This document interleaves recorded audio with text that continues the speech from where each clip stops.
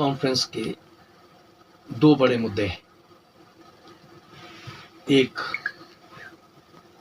देश की सीमाओं पर और आंतरिक सुरक्षा, और दूसरा हाइड्रो प्रोजेक्ट्स।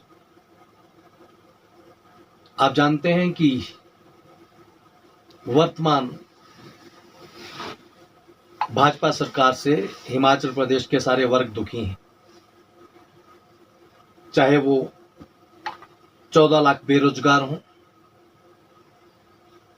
चाहे 1.5 लाख एनपीएस कर्मचारी हों,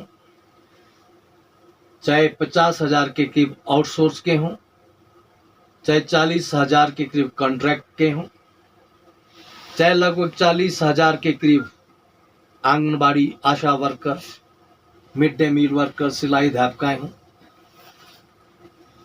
चाहे पेंशनर्स हों, चाहे हमारे किसान हों, बागवान हों, कामगार हों, दुकानदार हों, व्यावसायिक हों, सैनिक हों, पैरामिलिट्री फोर्सेस के लोग हों, पुलिस कर्मचारी हों। मैं समझता हूं कि कोई भी वर्ग वर्तमान सरकार से संतुष्ट नहीं है, और वर्तमान सरकार ने जहां इन सब वर्गों को राहत देने की आवश्यकता थी, इनको राहत के बजाय इनको शोषण करना शुरू कर दिया है, उत्पीड़न करना शुरू कर दिया है, कर्मचारियों को भी और पुलिस वालों को भी। यह पहली सरकार हिमाचल के इतिहास में आई है यहां पुलिस के लोग, जिनके हाथ में लॉ एंड ऑर्डर है, उनके पे बैंड की समस्या हो, दूसरी समस्या हो, सरकार फाइल दबा के बैठी है, और वो लोग मजबूर हो गए हैं अपने भूखे पेट मेस का खाना छोड़ करके आंदोलन करने के लिए। कर्मचारियों पर झूठी एफआईआर दर्ज हो रही हैं, और आखिर में जब कुछ नहीं हुआ तो सरकार ने इस विधानसभा में विपक्ष को साथ लेकर के लोकतंत्र के चौथे स्तंभ मीडिया को भी धमकाना शुरू किया है। स्थितियां ठीक नहीं है, नाजुक बनी हुई। तो मुख्यमंत्री हिमाचल प्रदेश के इन तानाशाही सारे निर्णयों की निंदा करता हूं। कांग्रेस भी पूरी तरह इनके साथ मिली हुई है। आज तक इन दोनों ने रखा था कि अगर मैं नहीं तो तू नहीं तो मैं, मुझसे नाराज हो जाएंगे तो तुम आ जाओ, तुमसे नाराज हो जाएंगे तो हम आ जाएंगे, और बारी बारी हलवा मांडा खाएंगे, मौज करेंगे, भ्रष्टाचार करेंगे। प्रदेश की जनता के मन में एक बहुत बड़ा तूफान है। वो कह रहे हैं इस बार ये फ्रेंडली मैच खत्म करना है, जैसे पंजाब की धरती पर किया है। वहां भी दो रवायती पार्टियां थी, कांग्रेस एंड अकाली। वो भी समझते थे हम बारी बारी आएंगे। पंजाब की धरती में उन्होंने इतना गहरा झटका दिया है वहां के लोगों ने। हिमाचल की जनता का उत्साह भी बढ़ा है। हिमाचल की जनता ने भी मन बनाया है, अगर पंजाब में कांग्रेस और अकाली को धूल चटाई जा सकती तो हिमाचल में फिर बीजेपी और कांग्रेस को भी धूल चटाई जा सकती है। लोग एक विकल्प की तलाश में हैं, इसलिए हमने लोगों की मांग को ध्यान में रखते हुए हिमाचल के अंदर HRA हिमाचल रीजनल अलायंस नाम से एक क्षेत्रीय गठबंधन किया है। इसमें 4 राजनीतिक दल हैं और 5 सामाजिक संगठन हैं। इस अम्ब्रेला को हम और बढ़ाएंगे। हिमाचल में जहां जहां भी एनजीओ हैं, सामाजिक संगठन हैं, लोग अपने अपने स्थानीय मुद्दों के लिए संघर्ष कर रहे हैं, उन सबको जोड़ा जाएगा। जो छोटे छोटे दल भी होंगे उनको भी जोड़ा जाएगा, और हिमाचल की जनता द्वारा हिमाचल का और हिमाचल के जनता के लिए अपना क्षेत्रीय संगठन, उसकी सरकार हम बनाएंगे। पिछले दौरे में भी देख के गया था, इस बार भी मेरे पास योजनाएं हैं। अभी आप लोगों से सलाह नहीं की है मैंने, लेकिन कुछ लोगों से सलाह है। एक ही साल में पहले साल में कम से कम 10,000 नौजवानों को रोजगार दिया जा सकता है लाहौल स्पीति जिला के अंदर, केवल टूरिज्म में कुछ भी नहीं है। इसलिए हिमाचल की धरती में भगवान ने सब कुछ दिया है। अरे मैं तो प्रदेश में 2 लाख नौजवानों को नौकरी देंगे। पहले ही साल में पीडब्ल्यूडी, आईपीएच, इलेक्ट्रिसिटी, फॉरेस्ट आदि विभागों में 1 लाख मजदूरों की भर्ती करेंगे।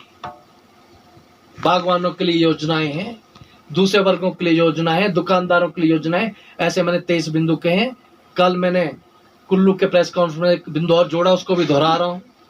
लोकतंत्र को जीवित रखना है तो सबसे बड़ा शोषण पत्रकारों का हो रहा है। कोई भी सरकार नहीं चाहती है कि पत्रकार मुक्त हो जाएं। आज ज्यादातर पत्रकार मैं देखता हूं, जाता हूं, नौजवान हैं, पोस्ट ग्रेजुएट हैं, डिप्लोमा डिग्री होल्डर्स हैं, शोषण में है। कितना मिलता है उनको मीडिया हाउसेस से? ऊपर से तलवार है, एड लेके आओ तो आपको रखेंगे। और जिस पत्रकार भाई ने एड लेके आनी है, एड कौन देगा? बड़ा बिजनेसमैन देगा, भ्रष्टाचारी अफसर देगा, भ्रष्टाचारी नेता ही देगा। जिस भ्रष्टाचारी से एड लेके आए उसके खिलाफ आप समाचार कैसे छापोगे? नहीं छाप सकते हैं, आपकी नैतिकता खत्म हो जाती है। इसलिए हमने कहा है, जहां मैं 2 लाख नौजवानों को रोजगार देने की सोच रहा हूं, 1 लाख मजदूरों को रखने की सोच रहा हूं, एनपीएस के 1.5 लाख को ओपीएस देने की सोच रहा हूं, तो कुल मिला के सारे प्रदेश में मैंने आंकड़ा किया, बहुत आंकड़ा मैं लेके चला हूं। ज्यादा से ज्यादा 3000 मीडिया के साथ लोग जुड़े हुए हैं। तो 3000 को हम अच्छी तरह से शेट्टी कमीशन की रिपोर्ट, उससे भी ज्यादा अच्छी रिपोर्ट लेकर के, क्या हम उनको एक इस तरह का वेतन नहीं दे सकते हैं जिसका उनका स्वाभिमान के साथ परिवार चल सके? क्या हम उनके रिटायरमेंट के बाद उनको इतने स्वाभिमान के जीने की जो सामाजिक सुरक्षा की पेंशन नहीं दे सकते? क्या 3000 लोगों को आने जाने का पूर्ण, उनके बच्चों के लिए सुविधाएं, और district headquarter, sub division headquarters में क्या उनको हम सस्ते रेट पर जब मुफ्त प्लॉट नहीं दे सकते हैं? जब उनको ठीक सैलरी मिलेगी, पेंशन की गारंटी होगी, सारी सुविधाएं होंगी, मैं जानता हूं चौथा स्तंभ उभर के आ जाएगा, उभर के आ जाएगा, ये शोषण मुक्त हो जाएगा। और मैं नहीं चाहता हूं, चाहे हमारी भी सरकार बने, कि वो सरकार के पिट्ठू बने। मैं नहीं चाहता हूं एचआरए के मुख्यमंत्री के पिट्ठू बने। उन्मुक्त रूप से लिखे, हम उनको पॉजिटिव दृष्टि से लेंगे, वो अच्छा काम करेंगे। उनकी अगर एंटी खबर भी आती है तो उसको हम स्टडी करेंगे, कमियां होंगी तो उसको ठीक करेंगे।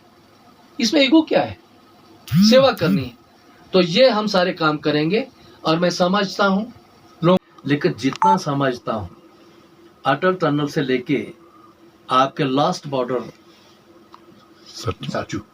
साचू तक लगभग 150 किलोमीटर लंबा ये है। उदयपुर की साइड में देखें वो है। कुल मिला के टूरिज्म में बीजेपी कांग्रेस ने स्वाय गप्पे मारने के, स्वाय झूठे सपने दिखाने के 1 पैसे का काम नहीं किया है, 1 पैसे का काम नहीं किया है। शिक्षा के क्षेत्र में आपके हेडक्वार्टर में कॉलेज तक नहीं है। आजादी के 75 साल के बाद भी ये जमीन नहीं मिलती है, ये कोई बहाना है? ये कोई पॉइंट नहीं है।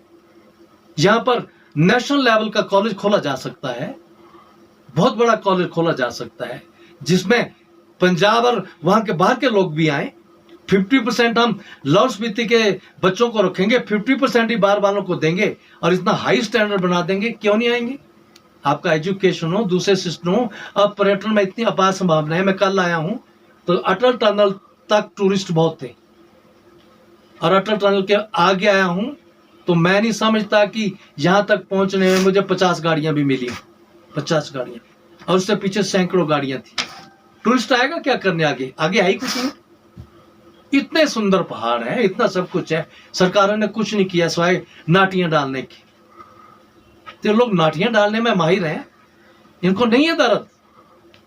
लाहौल स्पीति में इतनी कैपेसिटी है कि लाहौल स्पीति का लड़का क्यों जाएगा बाहर रोजगार के लिए? क्यों फैक्ट्रियों में धक्के खाएगा? लुधियाना और परवाणु और बदी बरोटी वाला में 10,000 की नौकरी क्यों करेगा? अगर यहीं उसको टूरिज्म का प्रोजेक्ट दे दिया जाए, जहां बैठा बैठा घर में बैठा 25,000 रुपया 30,000 रुपया महीने का कमा सकता है।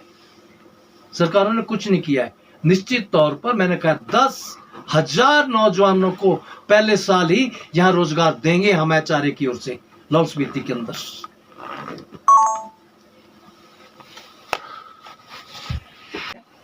कोई हरियाणा की फैक्ट्री है, वहां का पानी हिमाचल वाले पी रहे हैं, हमारे बर्फ के पहाड़ पानी दे रहे हैं, उस पानी की फैक्ट्री गुड़गांव और हरियाणा में लग के वो पानी हमें बेच रहे हैं।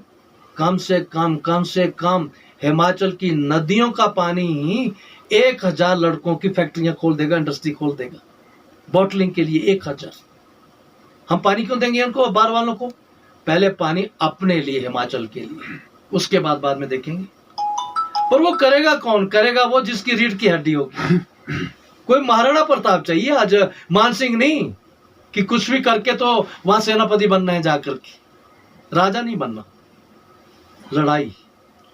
लड़ाकू आदमी चाहिए। हिमाचल की धरती में कमी नहीं है, बड़े अच्छे लोग बैठे हुए हैं यहाँ पर, अंदर ही अंदर मन महसूस। मैं तो वो हीरो की तलाश में हूं निकला हुआ, वो आ जाएं सब इकट्ठे करके। अकेला राजस्थान कुछ नहीं कर सकता है। हिमाचल बचता है अभी किन्हीं भी कंपनियों के साथ, अन्य राज्यों के साथ, जब भारत सरकार के साथ जो एग्रीमेंट हुए हैं, हम HRA की सरकार बनते ही वो सारे एग्रीमेंट रद्द करेंगे। सारे एग्रीमेंट रद्द होंगे। पहाड़ हमारे चल नहीं हो रहे, परेशान हिमाचल के लोग हैं। बदले में हिमाचल को मिल क्या रहा है? मैं पूछता हूं आज चाहे NJPC हो, चाहे दूसरे हमारे कॉरपोरेशंस हों, अन्य राज्य हों, जब मल्टीनेशनल कंपनीज हों, क्या वो अपनी जेब से पैसा लगाते हैं? अगर कोई 10,000 करोड़ रुपए का प्रोजेक्ट आता है, हिमाचल को डराया जाता है आपके पास पैसे नहीं है। मैं पूछता हूं, हिमाचल के पास पैसे नहीं है तो जिनको आप दे रहे हैं वो अपनी जेब से लगा रहे हैं? क्या वो लोन लेके नहीं लगा रहे हैं? चाहे अपने नेशनलाइज बैंक से लोन लें, चाहे एशिया बैंक से लोन लें, वर्ल्ड बैंक से लोन लें, अक्सर वो लोन लेके ही तो लगा रहे हैं। अगर वो लोन लेके लगा सकते हैं तो हिमाचल क्या लोन लेके नहीं लगा सकता है? हम 100% हिमाचल के लोग इन सारे प्रोजेक्टों को अपने हाथ में लेंगे, लोन लेंगे हम। फायदा क्या होगा? 7 से 12% रॉयल्टी से संतुष्ट नहीं होंगे। 100% बिजली उत्पादन करके बिजली बेचने की आमदन होगी, वो 100% की 100% हिमाचल के राज्य को मिलेगी, लोगों की होगी।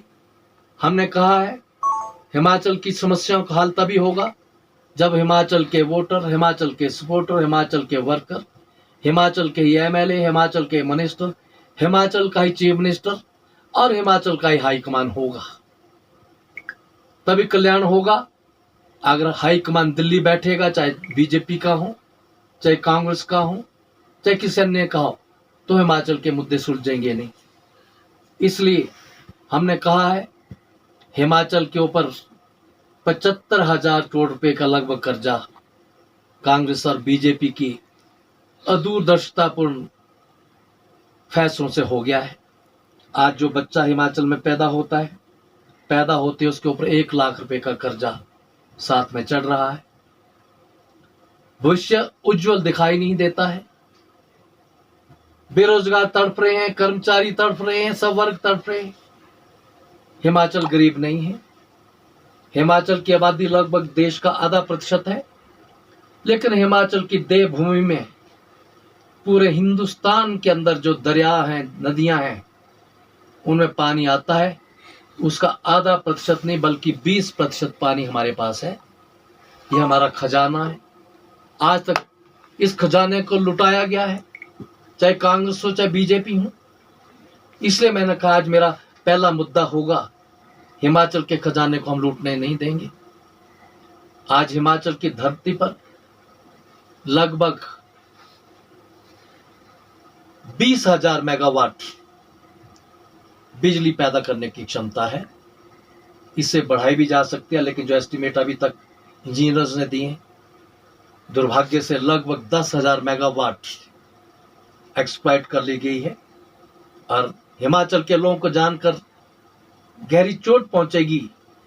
पानी हिमाचल का, प्रोजेक्ट हिमाचल में, और हिमाचल ने इस 10,000 मेगावाट में केवल और केवल अपने बलबूते पर 5% ही हिस्सा प्राप्त किया है। 5% प्रोजेक्ट हिमाचल के हैं, 95% प्रोजेक्ट अन्य राज्यों के साथ समझौते में, भारत सरकार के साथ समझौते में और बड़ी कंपनियों को दे दिए गए हैं। और हमें मिलता क्या है बदले में? 7% से लेकर 12% रॉयल्टी मिलती है। प्रदेश की जनता हमारा साथ दे, हमारी सरकार बनेगी। आने वाले सालों में एकदम जोर के साथ जो प्रोजेक्ट होंगे वो 100% हिमाचल की जनता बनाएगी। कॉर्पोरेटिव सेक्टर के अंदर हम बेरोजगार नौजवानों की सोसाइटियां बनाएंगे, उनको प्रोजेक्ट लॉट करेंगे और बहुत से प्रोजेक्ट हम इस तरह से लॉट करेंगे। 100% हिमाचली बनाएंगे, 100% आमदनी हिमाचल की, 100% रोजगार हिमाचल का होगा। मैं एक उदाहरण देना चाहता हूं। हमसे जुड़े रहने के लिए हमारे YouTube चैनल को सब्सक्राइब करें और नई वीडियो की नोटिफिकेशन के लिए बेल आइकॉन को दबाएं। अगर आप ये वीडियो Facebook पर देख रहे हैं तो लाइक जरूर करें और ज्यादा से ज्यादा शेयर करें। इसी तरह के और भी अपडेट्स के लिए फॉलो करें हमारा Instagram पेज himachal.kesri।